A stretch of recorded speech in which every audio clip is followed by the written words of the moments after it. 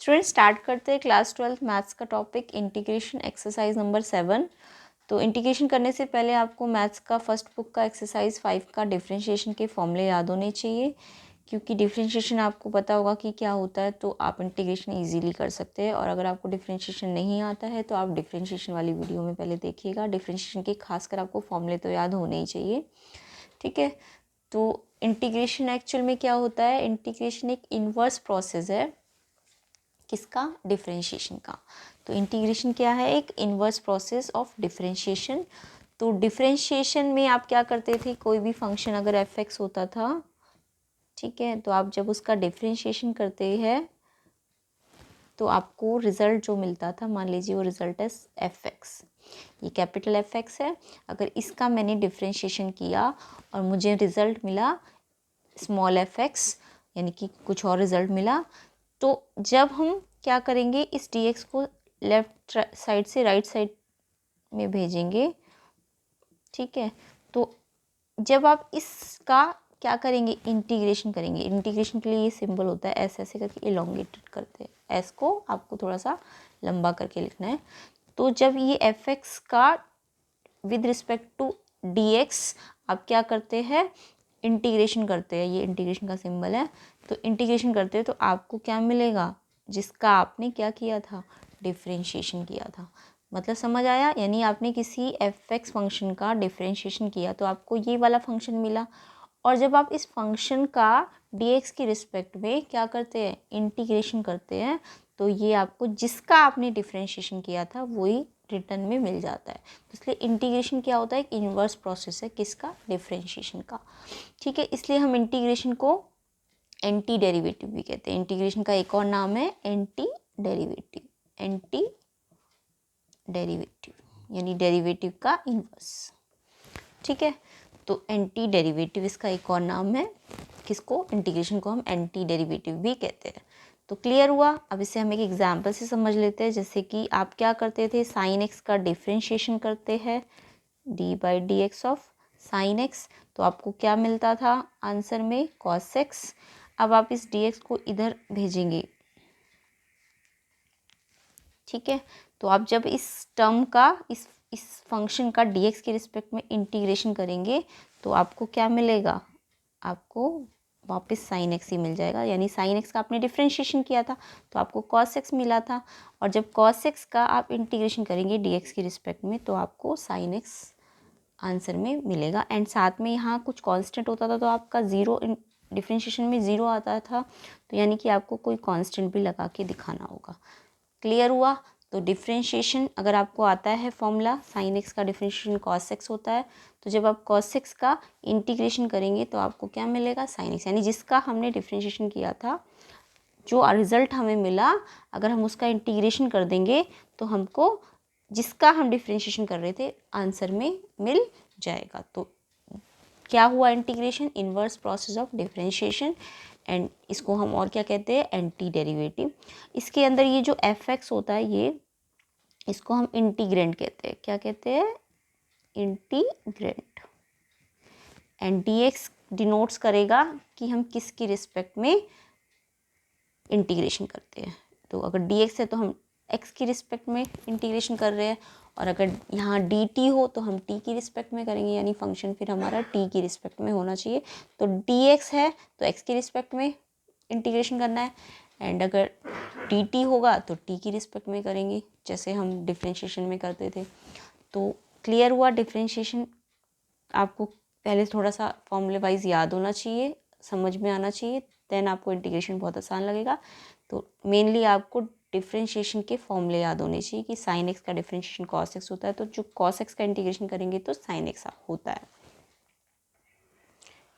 तो अब इसमें हम करते हैं थ्योरम्स ऑन इंटीग्रेशन। तो जैसे हम डिफरेंशिएशन में थ्योरम्स करते थे, मतलब कोई कांस्टेंट अगर फंक्शन के साथ है और अगर हम उसका डिफरेंशिएशन कर रहे हैं तो कैसे चेन रूल लगाते थे, या फिर डिफरेंशिएशन के जो भी रूल्स होते थे, वैसे ही हम इंटीग्रेशन में भी रूल्स लगाते हैं।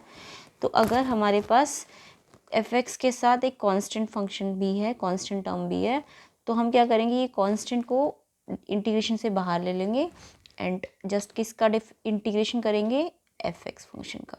किसका इंटीग्रेशन करेंगे,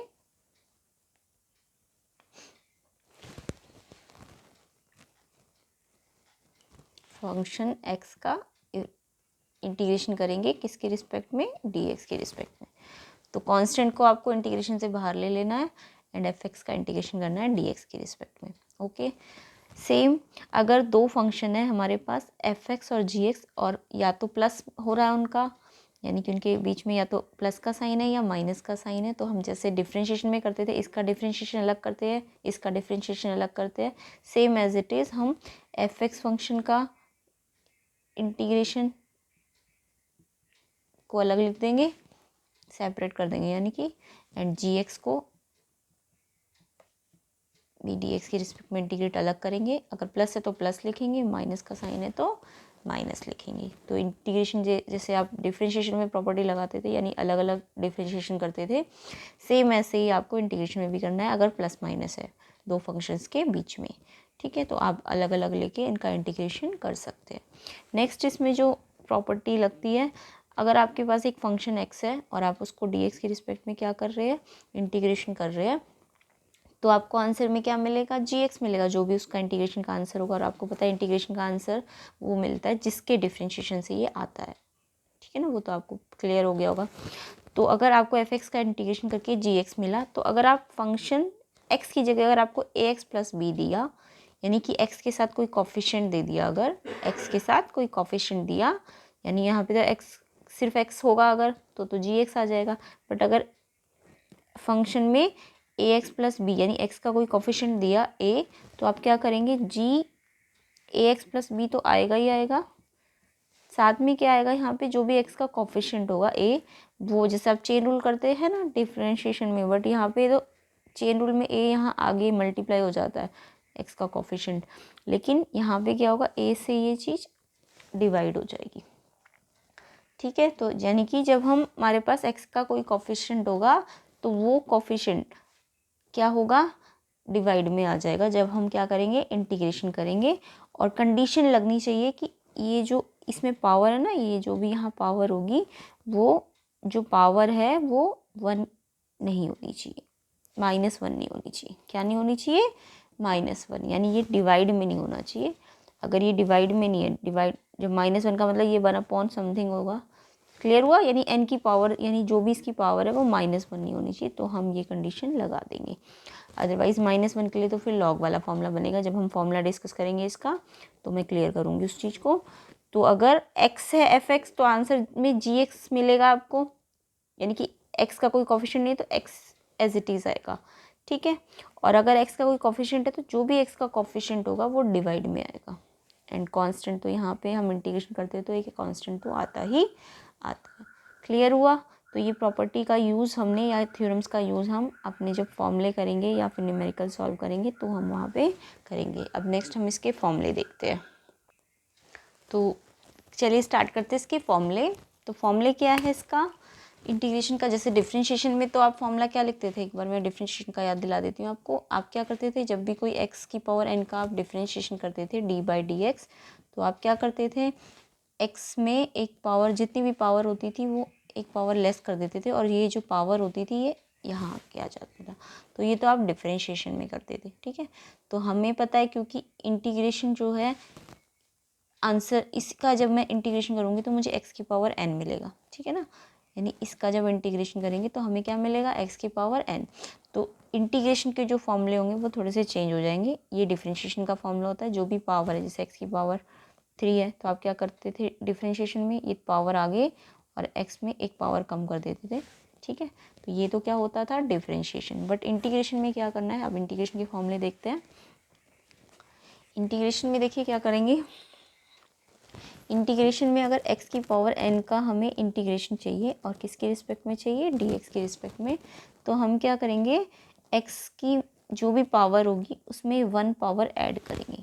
ठीक है, जब हम 1 पावर ऐड करेंगे तभी तो जब हम उसका डिफरेंशिएशन करेंगे तो हमें एक पावर कम मिलती है ना, तो सेम क्योंकि वो उसका रिवर्स होता है, तो इसलिए यहाँ पे हम पावर माइनस नहीं करेंगे, क्या करेंगे, प्लस करेंगे। x में एक पावर प्लस करेंगे, और जितनी पावर ओवरऑल ऊपर आएगा ना x की जो भी पावर होगी वो एज इट इज़ नीचे डिनोमिनेटर में आ जाएगा।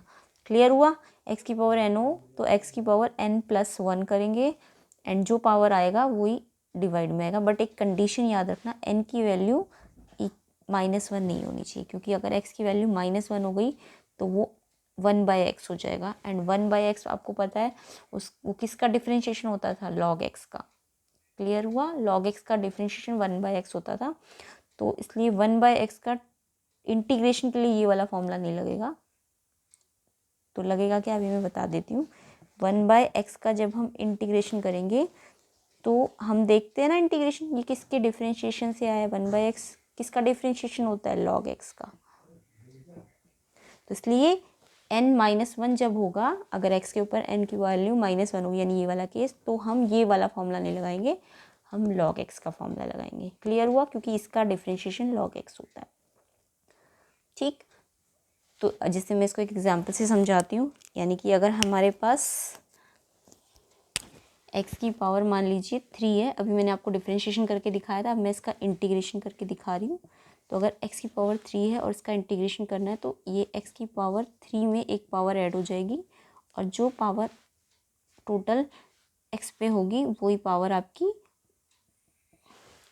डिनोमिनेटर में आ जाएगी, यानी आंसर होगा x की पावर 4/4। क्लियर हुआ, ये फॉर्मूला क्लियर हो गया। अब देखिए इसको एक और फॉर्मूले की हेल्प से समझ लेते हैं। अगर x की पावर -2 हुई और dx की रिस्पेक्ट में हम क्या कर रहे हैं, इंटीग्रेशन कर रहे हैं, तो x की पावर जो भी होती है उसमें 1 पावर ऐड होती है इंटीग्रेशन में। डिफ्रेंशिएशन में माइनस होती है, बट इंटीग्रेशन में पावर क्या होती है, प्लस होती है। और जो ओवरऑल पावर आती है वो नीचे डिनोमिनेटर में आ जाती है, ओवरऑल पावर। ठीक है, तो आंसर क्या आएगा इसका, x -2 + 1 -1, एंड यहाँ -1 आएगा, तो -1 में 1 लिखने की ज़रूरत नहीं और माइनस यहाँ आ जाएगा। तो इसको थोड़ा सा सिंप्लीफाई करके, x की पावर जब भी माइनस में हो तो रेसिप्रोकल हो जाएगा ना, यानी डिवाइड में नीचे चला जाएगा। तो ये क्लियर हुआ नेगेटिव वाला भी। लेकिन x की पावर -1 होगी तो आप ये वाला फॉर्मूला मत लगाना, तब ये वाला रूल चलेगा। ठीक है, तो ये तो अलजेब्रिक एक्सप्रेशन में आपको समझ आया।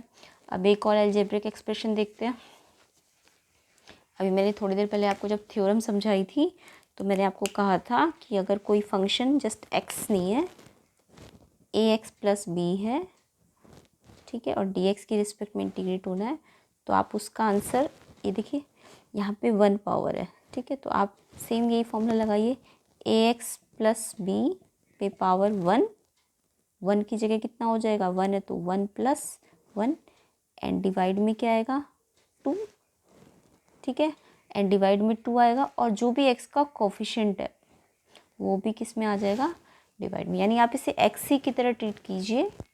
ठीक है, लीनियर होना चाहिए, ये लीनियर है ना, तो ये x की तरह ही ट्रीट होगा। ओवरऑल 1 पावर है, तो इसको हम x की तरह ट्रीट करेंगे, तो इस पे पावर 2 हो जाएगा, 1 है तो, और जो पावर ऊपर है वो एज इट इज़ नीचे आएगा, और जो भी x का कोफिशिएंट होगा वो आपका डिवाइड में आएगा। डिफ्रेंशिएशन में x का कोफिशिएंट मल्टीप्लाई में आता है, जबकि इंटीग्रेशन में x का जो भी कोफिशिएंट होगा वो डिवाइड में आएगा। ठीक है, क्लियर हुआ। जैसे कि एग्जांपल से समझ लेते हैं इस वाली प्रॉपर्टी को भी। अगर हमारे पास 2x + 4 है, इसका हमें इंटीग्रेशन करना है, तो वैसे तो एक रूल ये भी है कि हम क्या कर सकते हैं, इसको अलग इंटीग्रेट कर सकते हैं, इसको अलग कर सकते हैं, या फिर मैं इस ओवरऑल को 1 पावर में लूँ और इससे क्या लिख सकती हूँ, 2x + 4 पे पावर कितना हो जाएगा, 2, एंड 2 पावर डिवाइड में आ जाएगा, और क्योंकि यहाँ x का कोफिशिएंट 2 है तो 2 से क्या हो जाएगा, ये मल्टीप्लाई। तो आप इसे ऐसे भी कर सकते हैं।